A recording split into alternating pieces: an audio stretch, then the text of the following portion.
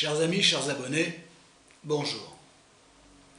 On va parler aujourd'hui de manière générale, et non pas spécifique ni casuistique, d'un trouble, d'un syndrome tout à fait contemporain, l'addiction, qui n'est pas lui-même addict à quelque chose, qui d'ailleurs prend soin de se rendre compte qu'il est addict et qui prend soin de se rendre compte qu'il ne l'est pas alors qu'il pourrait l'être.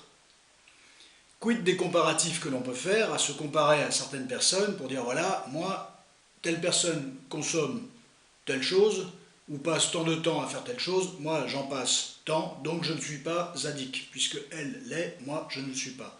Attention, la frontière est très ténue, il y a des critères à l'addiction, et attention à tous les comparatifs qu'on peut faire, parce que ce sont des comparatifs qui bien souvent peuvent nous rassurer nous-mêmes, soi-même, l'individu qui fait ces comparatifs-là, mais en fait, ce comparatif, qui peut être un trompe-l'œil formidable, pourrait effectivement vous permettre de déduire que vous n'êtes pas addict, mais pourrait aussi être interprété autrement et vous permettre de vous rendre compte que vous l'êtes. Voilà.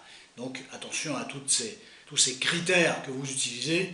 Alors, l'addiction, c'est une dépendance. Hein, c'est une dépendance très forte qui entraîne bien évidemment des comportements assez compulsifs en règle générale. Ça devient ce plaisir-là et uniquement celui-là. Voilà. Les autres plaisirs, à la limite, il n'y en a plus, justement, ça ne génère plus rien, ça ne génère plus les mêmes émotions, les mêmes sensations. Donc il y a une perte de tout un tas de types de plaisirs, sociaux, relationnels notamment, et ça génère des conséquences donc pour la personne, parce qu'il y a une forme d'enfermement en lien avec l'addiction, et il y a aussi des dérives absolument considérables au niveau relationnel. Voilà, et ça c'est un souci, parce que quelqu'un qui est dans l'addiction s'enferme avec son addiction et perd le rapport qu'il entretient avec son mari, sa femme, ses enfants, et ça les membres de la famille, les amis, et ainsi de suite. Ça génère des conséquences sociales absolument considérables. Les addictions comportementales, ça existe, hein, ça a été relevé dans le DSM-5 hein, de la psychiatrie, voilà, et en général ça concerne bien souvent le jeu, hein, les jeux, quels qu'ils soient. Alors, ça peut être les jeux vidéo, ça peut être le jeu au casino, ça peut être les jeux dans un bar PMU, voilà, parce qu'il va y avoir une adrénaline, avec les conséquences bien évidemment, en règle générale. Pour les jeux vidéo, il n'y a pas de perte d'argent. Pour les jeux, soit au PMU, soit au casino, il peut y avoir des pertes d'argent absolument considérables. Voilà, et ça peut précipiter la situation financière ou la situation d'un foyer et l'amener dans des voies extrêmement complexes, voire inextricables parfois. Voilà, donc l'addict en règle générale, il sait que son comportement n'est pas socialement conforme, c'est-à-dire que ça va générer des risques, ça peut générer des risques, mais néanmoins il ne peut pas s'empêcher de le faire, d'où l'aspect compulsif, ça s'impose à lui, il ne peut pas s'empêcher de faire, d'agir, de consommer.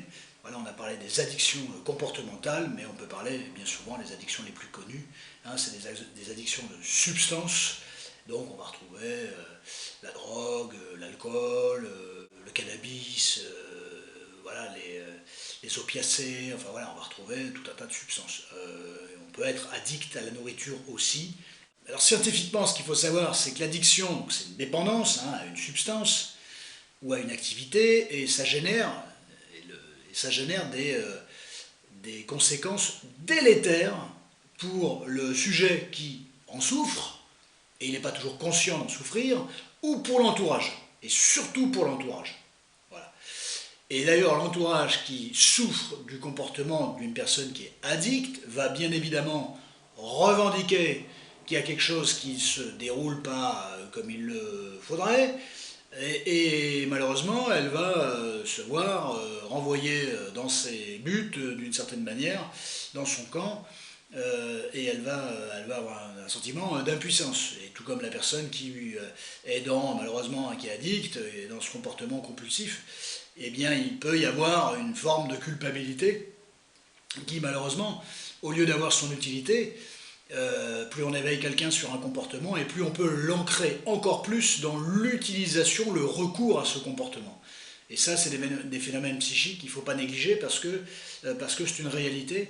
Et plus on pousse un addict à se rendre compte de son addiction et voire à stopper et bloquer son addiction, et plus on augmente soit l'addiction, mais surtout on va augmenter son angoisse en lien avec la prise de conscience de la situation et en lien avec un besoin de consommer, aussi en lutte d'ailleurs contre son angoisse. Donc plus on parle d'une addiction à un addict, plus son angoisse va augmenter, plus on lui parle d'arrêter, donc plus il y a un état de panique, parce que comment il va arriver à compenser le mal-être, le conflit dans lequel il est, et l'addiction lui permet d'ailleurs de faire un arrangement, un petit arrangement avec son conflit personnel, son conflit intérieur, une recherche spécifique, particulière, sa compensation, et si effectivement on lui demande d'arrêter, c'est un état d'angoisse.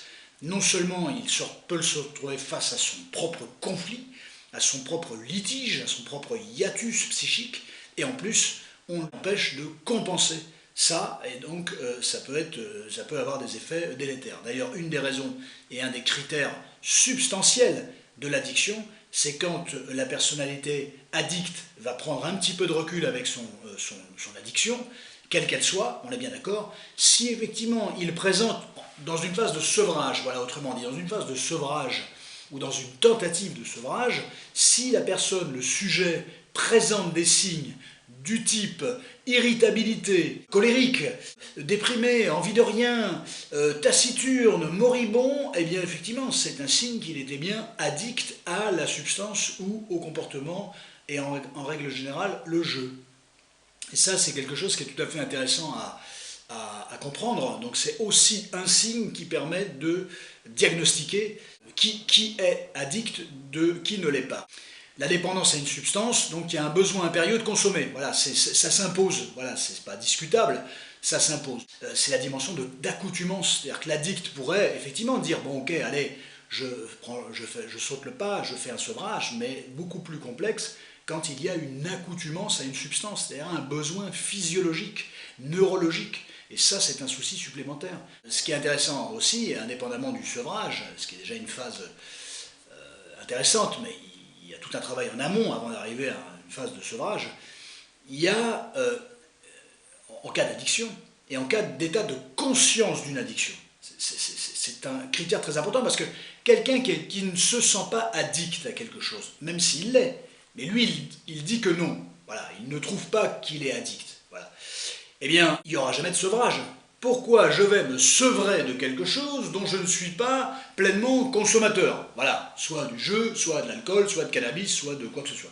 Bon, donc il ne peut pas y avoir de sevrage. Il peut y avoir réellement un sevrage quand la personne va se rendre compte qu'effectivement, elle consomme trop quelque chose et que ça génère des effets pervers pour lui et pour les autres, et que le maintien de ces effets pervers ne sont pas bons pour lui et pour les autres. Là, il peut y avoir tentative de sevrage. Voilà.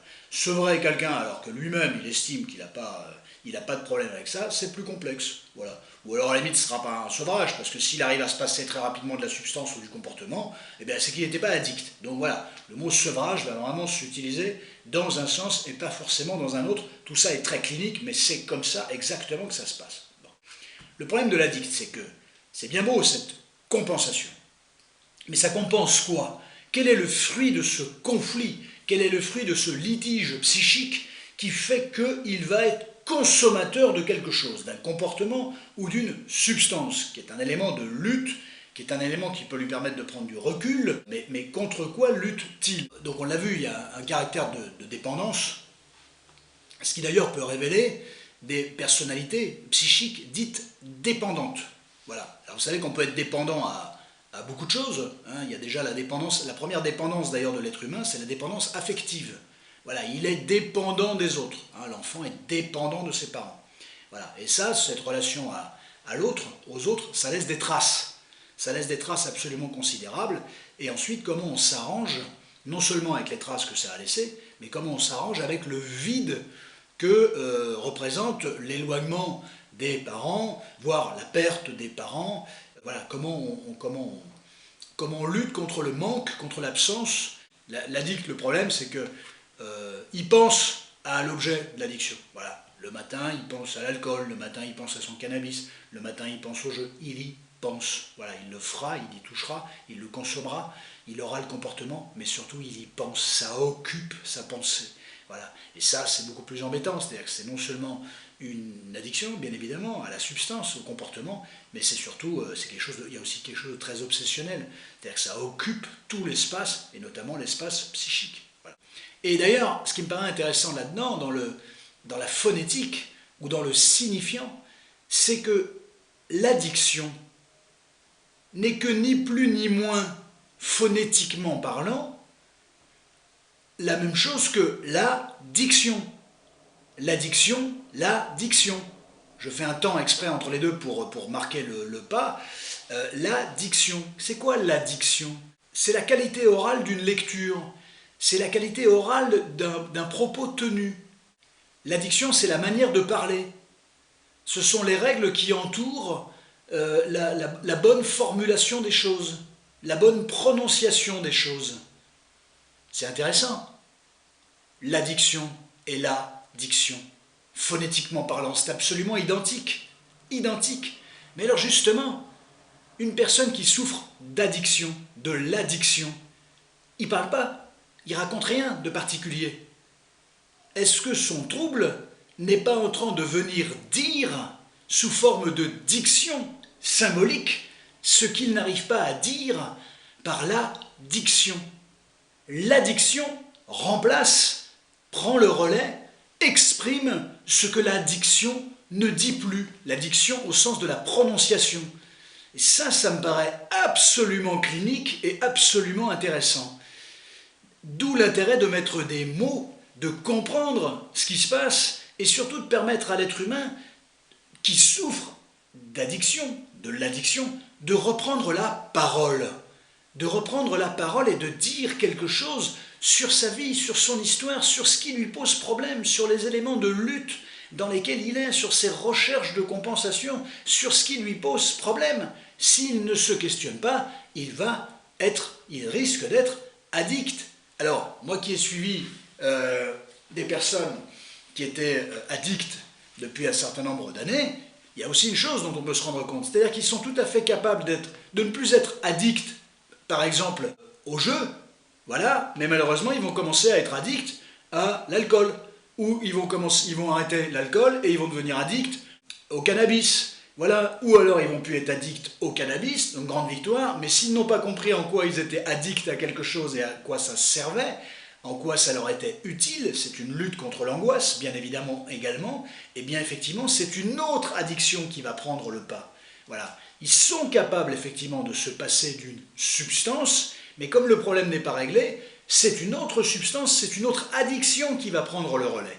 Et ça c'est un vrai problème. Alors parmi les sevrages des addicts, il y en a quand même quelques-uns, et j'ai envie de dire tant mieux, parce que l'addict est courageux quand même, mine de rien, il tente quand même de trouver une solution, c'est le risque de la récidive, hein, c'est-à-dire que l'addict qui fournit un gros travail sur lui-même, à quel degré il a envie de comprendre et besoin de comprendre ce qui se passe, qui s'impose à lui.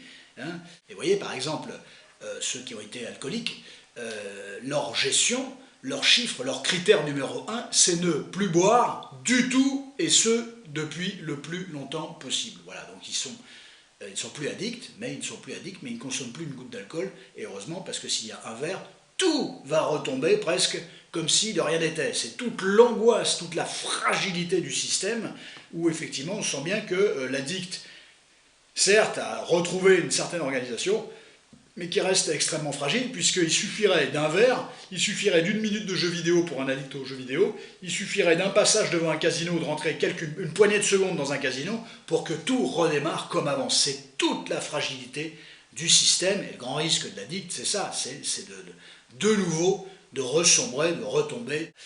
Donc voilà tout ce que je voulais vous dire. Cette vidéo était tout à fait passionnante, je trouve. J'espère qu'elle vous aura intéressé. Voilà. Eh bien, à très bientôt pour un autre sujet.